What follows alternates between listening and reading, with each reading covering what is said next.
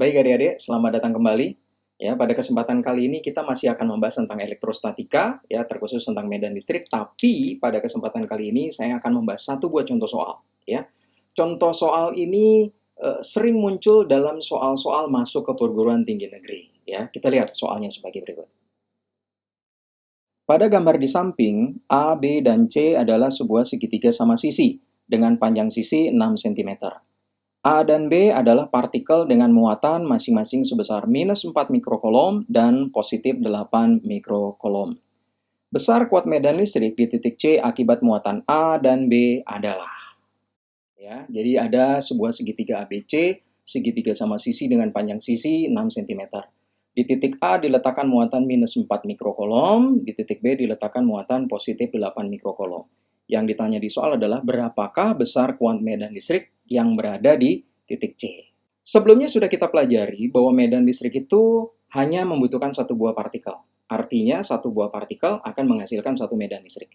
Apabila soal yang kalian hadapi ada dua buah partikel, artinya akan ada dua buah medan listrik. Partikel A akan menghasilkan medan listrik yang saya sebut sebagai EA. Ya, tentunya EA ini sama dengan K kita kalikan dengan QA, saya bagi dengan RA menuju C, kita kuadratkan. Ya, EA sama dengan K dikali QA per RA menuju C yang dikuadratkan. Dan apabila kita masukkan nilainya, maka saya dapatkan K itu adalah 9 dikali 10 berpangkat 9. Saya kalikan dengan muatan A, minus 4 mikro. Minus tidak kita libatkan pada saat proses perhitungan. Berarti 4 dikalikan dengan 10 berpangkat minus 6. Saya bagi dengan jarak dari A ke C, karena segitiga sama sisi, maka A ke C pun 6 cm. Dimana kalau saya jadikan ke meter dan saya kuadratkan, kita peroleh 36 dikali dengan 10 berpangkat minus 4. Ya. Dan dari sini bisa kita lihat 9 dikali 4 adalah 36, sehingga bisa saya coret dengan 36 yang ada di bawah. Ya.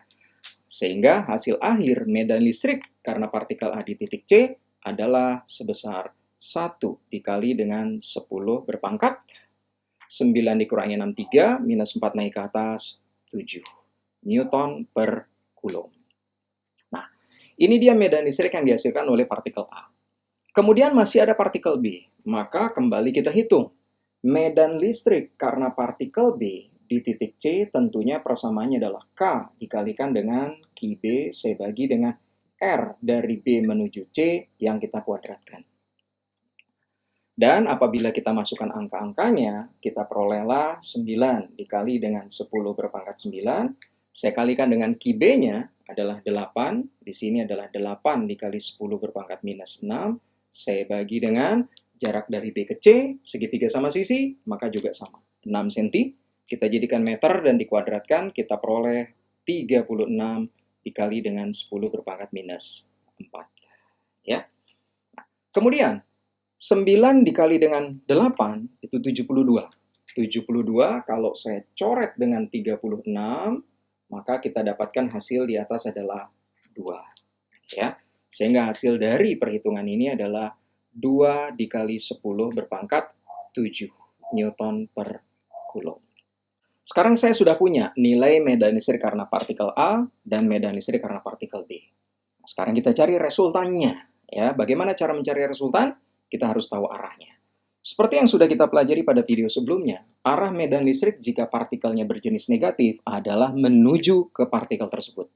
Jadi, partikel A bermuatan negatif, maka buatlah vektor dari titik C menuju titik A. Ini dia. Ini saya sebut sebagai medan listrik yang diakibatkan oleh partikel A. Sementara partikel B adalah berjenis positif, maka kita buat vektor medan listrik karena muatan B yang arahnya menjauhi si muatan. Inilah saya sebut sebagai E karena muatan B. Berarti sekarang kita punya dua buah vektor, EA dan EB. Besarnya kita sudah punya. Nah, bagaimana cara meresultankan mereka? Kita gunakan metode jajaran genjang. Jadi saya tarik garis sejajar dengan EB dari ujung vektor EA, dan saya tarik garis sejajar dengan EA dari ujung vektor B. kalian bisa lihat ada titik potong di sini. Nah, maka inilah resultan dari kedua vektor tersebut. Ini dia. Ini yang kita sebut sebagai E resultan atau E di titik C. Inilah yang hendak kita cari. Ya. Mungkin kalian masih ingat, mencari resultan dua buah vektor yang mengapit sudut, kita bisa gunakan persamaan bahwa E resultan atau E di titik C itu nanti sama dengan akar dari.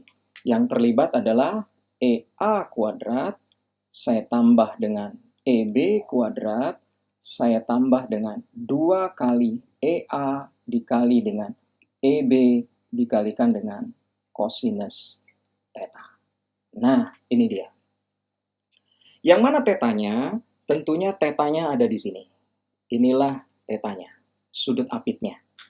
Nah, bagaimana cara mencari sudut apit? Sama-sama kita sudah ketahui bahwa pada segitiga sama sisi, besar setiap sudut pada sisi-sisinya, pada ujung-ujungnya adalah sebesar 60 derajat. Berarti di sini 60 derajat, itu artinya theta di sini akan bernilai 120 derajat. Ya. Nah, kita sudah punya tetanya 120 derajat. Sekarang tinggal saya masukkan ke dalam persamaan. Berarti akar dari. Nah, untuk mempermudah dalam proses menghitung, kita bisa lihat bahwa baik EA maupun EB memiliki pengali 10 berpangkat 7. Ya. Maka untuk memudahkan dalam menghitung, saya tidak libatkan dulu 10 berpangkat 7-nya. Saya hanya akan hitung angka yang ada di depan ini. Ya. Jadi kita masukkan angkanya, EA adalah 1 kuadrat, saya tambah dengan EB adalah 2 kuadrat, saya tambah dengan 2 dikali EA adalah 1, EB adalah 2, dan kosinus dari 120 adalah min 1/2. Saya masukkan di sini min 1/2. Oke. Dari sini bisa kita lihat bahwa ini bisa kita coret. Ya, bisa kita coret, maka saya dapatkan di sini hasilnya adalah akar dari 1 saya kuadratkan adalah 1, 2 saya kuadratkan adalah 4, dan kemudian di sini ada tanda minus ya. Ada tanda minus saya letakkan di depan, berarti saya kurangi dengan 2. 1 ditambah 4 adalah 5, 5 dikurangi 2 adalah 3. Maka kita dapatkan hasilnya adalah akar 3. Nah, kemudian kita kembalikan 10 berpangkatnya. Nah, jadi jawabannya adalah akar 3 kali 10 berpangkat 7 Newton per Coulomb. Nah, inilah solusi untuk contoh soal yang ini. Ya, semoga bisa dipahami. Nah, nantikan video-video selanjutnya masih akan membahas tentang konsep-konsep fisika. Terima kasih.